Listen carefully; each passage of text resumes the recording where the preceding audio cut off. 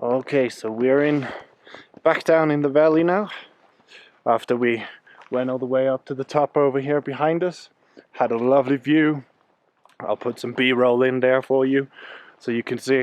We had a lovely view over the whole city, over to the Altiplano, the snow-peaked mountains around us.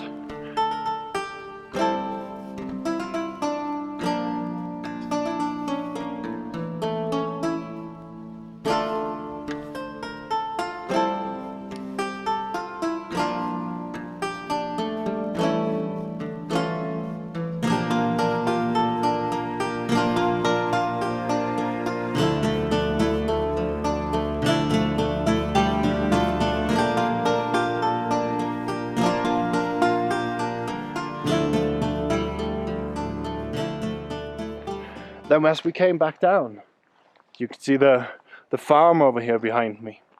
We stopped there, had a bit of lunch, and talked with the farmer there, Osvaldo, and he told us about how he lives here. Well, he doesn't live here. He comes here every morning, leaves every afternoon. He's got about 300 llamas here. He's got one guy that helps him, and he does all the work here. He has a little fenced area where they sleep at night, the llamas. He brings them out in the morning, lets them go up in the hills, in the mountains behind us, and he feeds them here. After 3 years, they're ready for slaughter.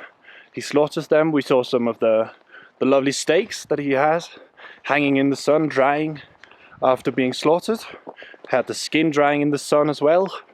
And he has, after 3 years, he sells on an annual basis about 30 llamas.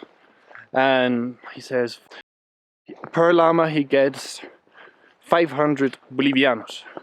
So that's about $80 roughly per llama that he gets. And he says he sells about 30 a year.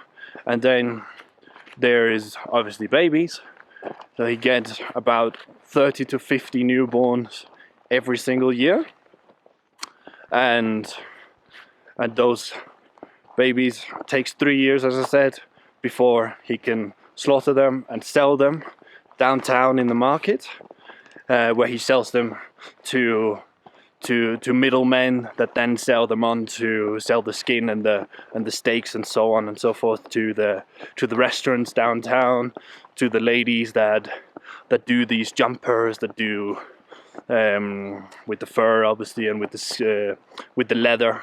They make these lovely handbags. They make these wallets.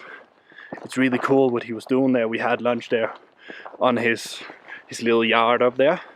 Had a nice conversation with him, and some of the guys I'm with here had brought some llama sausage, so he got to try his own actual animal, and he was really interested. He was really like, oh, that's an interesting taste. He's never tried. He was like, what's this strange thing? And you're like, this is salchicha, sausage in Spanish, salchicha from llama. And he was very interested in trying that, because it's strange. Like, he makes the llama. What do you say? He breeds the llama, and he doesn't even really know what it tastes like. That's funny. I think it's interesting. He just sells them. I mean, it's farming for you, right? And then he does this other interesting stuff right here, as you see. You have some burned grass. He just burns these small little patches of grass for the Pachamama, for religious purpose, the nature religion of Pachamama. He burns these little pieces of grass for it not to rain, to keep good weather, to keep sun, so he can dry his skin, so he can dry his leather, and dry the meat. And also because, as I said, he doesn't sleep here, he doesn't live here. His wife and kids live downtown, and he obviously, as any good man, wants to go back to his wife every night and to his kids. And there's a river down here in the valley, and if it rains a lot, it becomes impossible to leave. The river becomes overflooded, and he he can't cross it, so he will have to stay up here, where it's significantly colder than downtown, because we're up at about 4,000 meters here.